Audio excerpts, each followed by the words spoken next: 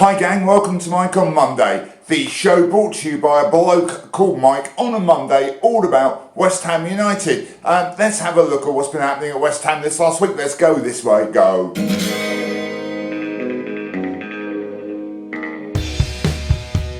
Well, Friday night, people, West Ham beat Fulham 3-1 at the London Stadium, leading some people to say this is the best West Ham side ever, and some people to say, yeah, meh, more of the same. But that does bring, I think, to light a really, really interesting thing, because depending on whether we're winning or losing or drawing, people tend to react within the West Ham community really, really extremely. Really the best team in the world or the worst. And I thought it'd be worth having a quick look at what the press have been saying about us over this season so far. As you probably already know, the start of our season was about as much fun as a Joy Division B side, with us losing our first 4 games on the spin. This led to all sorts of headlines. The Daily Express went with Pellegrini leads sack race. The Guardian, one-armed lesbians in irons panic. The Daily Mail, shocking Hammer start caused by Corbyn. And Mike on Monday to say, new system, new players, take time to blend. Yeah, sensible from me. Lots of hyperbole, lots of stuff calling us rubbish, etc. But then things picked up. We won away at Everton, beat Manchester United at home, drew 0-0 with Chelsea, and of course thumped Macclesfield 8-0 in the Haribo Cup. All the press changed then, didn't it? Best West Ham team ever? Ask westhamforyou.com. The Sun went with Core Blimey, Hammers Rhymey. The Independent, I don't exist in print anymore, and the Daily Mail, Everton sunk by Corbyn. As you can see, the whole tide of press coverage switched totally. But in October, everything changed again. Just 1 point was gained, and that included 2 defeats against our hated rivals, Tottering Heartshots. The press coverage once again went on the attack. The Star went with Felipe Anderson found on the moon. The Daily Mail, evil Corbyn hates Jews and West Ham. And the Guardian with the classic headline, will the real West Ham please stand up, as long as they are not disabled, of course. By December, things had really improved. West Ham won 4 games in a row for the first time since the Jurassic period. This caused all sorts of hyperbole in the press. Claret and Hugh led with, that's more like it. The Daily Mail, Hammer's bubbles fly higher than Corbyn ever will. And the Sun with Mungan Uff Ugg Tits. Now, of course, the press were really interested in the whole Arnautovic transfer saga. Obviously, Ned said he wants to go and blah, blah, blah, and he was going to go to China, and it went on, and he stayed, of course, and it's looked like he's not that interested ever since, but never mind. It did cause all sorts of press ructions. The Sun went with Arnie Sarnie China Barmy. The Daily Mail, Corbyn coaxes Arnautovic to China. The Express, Pellegrini divorces Arnautovic over China affair. The Mirror, is there anyone actually reading this paper these days? And of course, Hammer's chat with, we've got the idea, get on with it, Mike. So there's a quick look at how we're perceived by the press in the course of this season. What it really does say, I think, big time, is that we've been really up and down. Usually we've had months of no form, whole months of great form, etc., etc., and that is kind of expected when you've got an injury crisis, new players to blend in, etc. It will get better. I think we are marching in the right direction. As for our win over Fulham on Friday, 3-1 at home, we didn't play that well. Fulham are dreadful, therefore we won. The end. One of the highlights of that game, though, and the real standout highlight for me, was the return of the great Manuel Lanzini, one of my very, very favourite West Ham players, or one of my favourite players anywhere for that matter. And I think it's about time we had a really good look at Manuel Lanzini and featured him in our featured player profile for the week. Manuel Lanzini, everyone.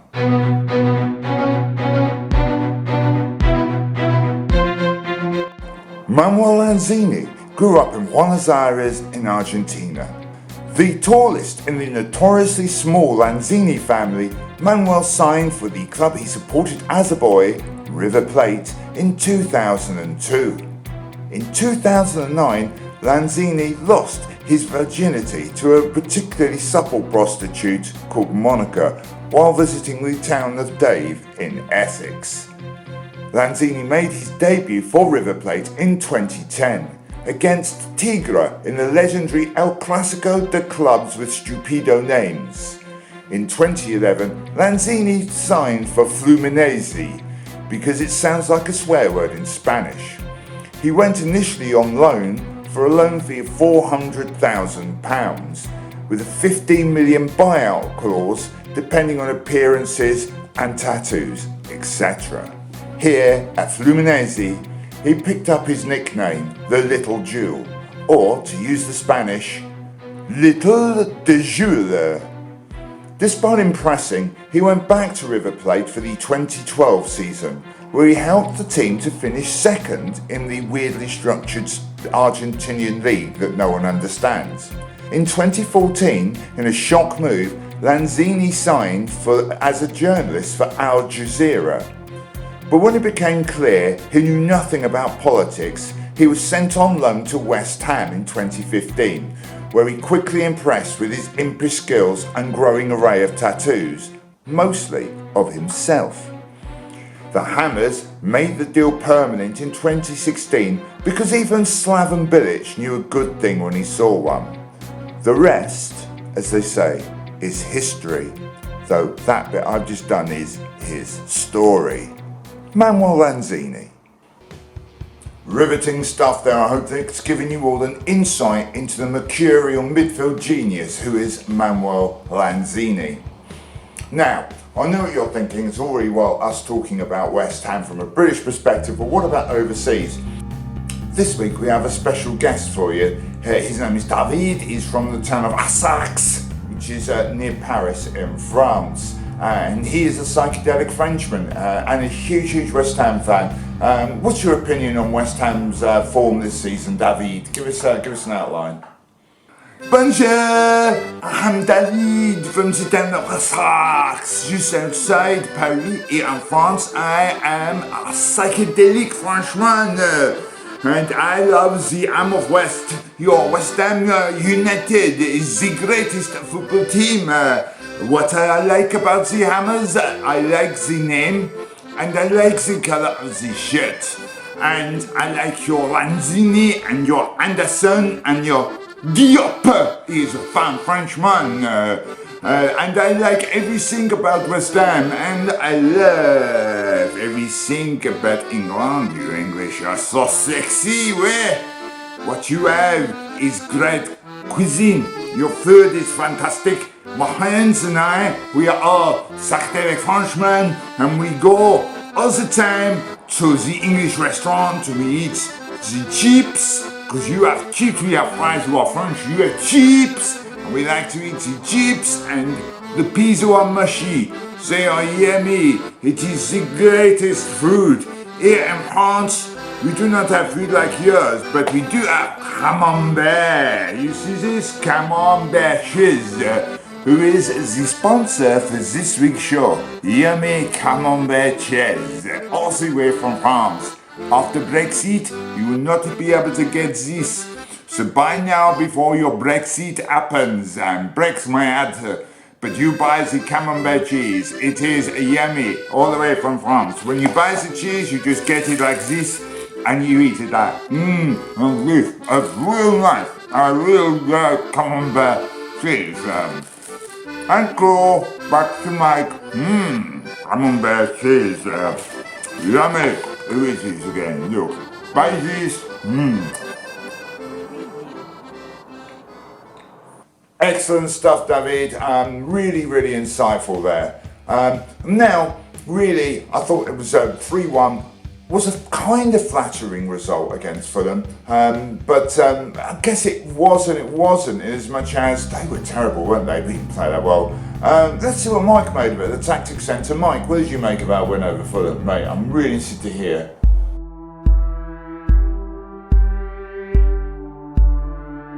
Thanks, Mike. This week, West Ham beat Fulham 3-1 at the London Stadium. Fulham started well, scoring within 3 minutes, leaving West Ham with a mountain to climb. But luckily, they had crampons and climbed that mountain. The most controversial moment of the game was Javier Hernandez's, or Chicharito if you prefer, equalising goal. Some accused Hernandez, or Chicharito if you prefer, of handball. But I think we can show you what really happened here with this reconstruction. After a corner kick was taken and the ball flighted into the area, it bounced around before eventually heading over to where Chicharito was lurking on the far post. Ball Chicharito. As you can see in this reconstruction, Chicharito clearly heads the ball into the net to equalise for West Ham. If you look closely at Chicharito, his arms are firmly down by his side.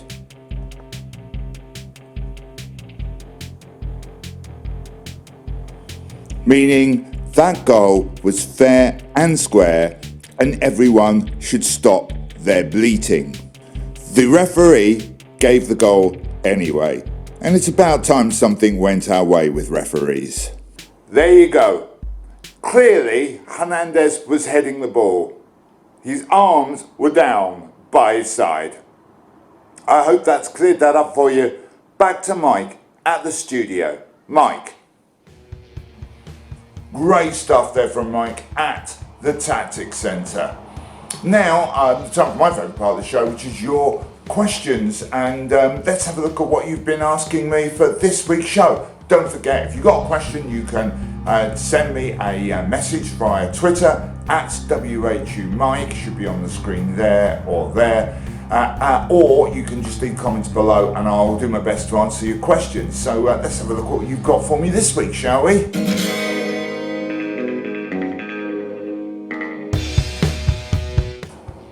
Once again, folks, thanks for your messages, and you can leave a message by leaving comments below here, or you can contact me on Twitter, send me a message by Twitter, follow me on Twitter actually, at WHUMike. Our first question comes from at WHUMike. He asks, are you the coolest, sexiest, most stylish YouTube West Ham sensation on the planet? Yes, WHUMike, I am. Thank you for asking.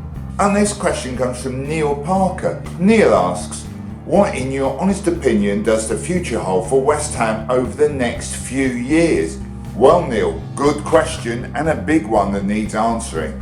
I suspect, Neil, over the next few years, we will see football played by West Ham. That's what I think we've really got in store. I would imagine we'll be finishing between 10th and 8th over the next couple of seasons, maybe 7th if we're really lucky. But hopefully we'll get on to see more attacking football under Pellegrini at West Ham. So that's good, and that's something to really look forward to. I suspect as well that Declan Rice will become a major feature of our team and will be elected president. And I also predict jetpacks for everybody aged 50 and over. So there you go, Neil. I hope that does answer your question for you. Our next question comes from the wonderfully named Far Canal. He asks, and I've slightly abbreviated it because it was quite a long message, where do you stand on Cuban heels? Is 48 too old for that kind of clobber? Dude, look at me. No. To start with, this is the shoes I was sporting this weekend. Have a look at those. They're not Cuban heels, but they're hardly boring ash puppies either. There is nothing to say you get to a certain age, you have to look a certain way. You go for it, Far Canal. You wear what you want. You start a revolution.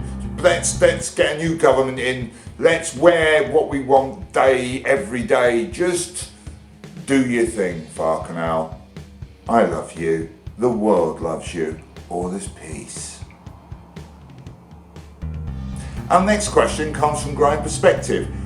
He asks, this is an excellent question, he asks, can we have a Mike on Monday stand at the London Stadium? Well, Growing Perspective, I think that is slightly ambitious, to be honest with you. Much as I'd love a Mike on Monday stand at the London Stadium, I can't tell. However, I do think maybe a bit more realistic target would be a Mike on Monday toilet at the London Stadium, and I think we should start the campaign right now to have the Mike on Monday Memorial Lav so named, preferably around block 228 to 229, which is where I am when I'm there.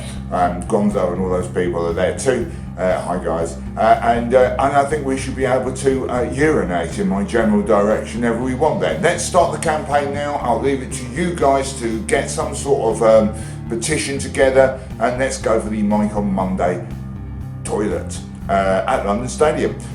Finally, we have a question from Ryan B, not Ryan A or Ryan C, but Ryan B, and he asks, do we have a hope in hell chance of beating Manchester City on Wednesday? No, is the honest answer, Ryan. I suspect I'm going to need a calculator to keep up with the score. You never know, we could shock everyone, especially as City had a big game they've just played on Sunday, but generally speaking, I mean, they always thrash the living daylights out of us, and I suspect that's what will be happening on Wednesday as well.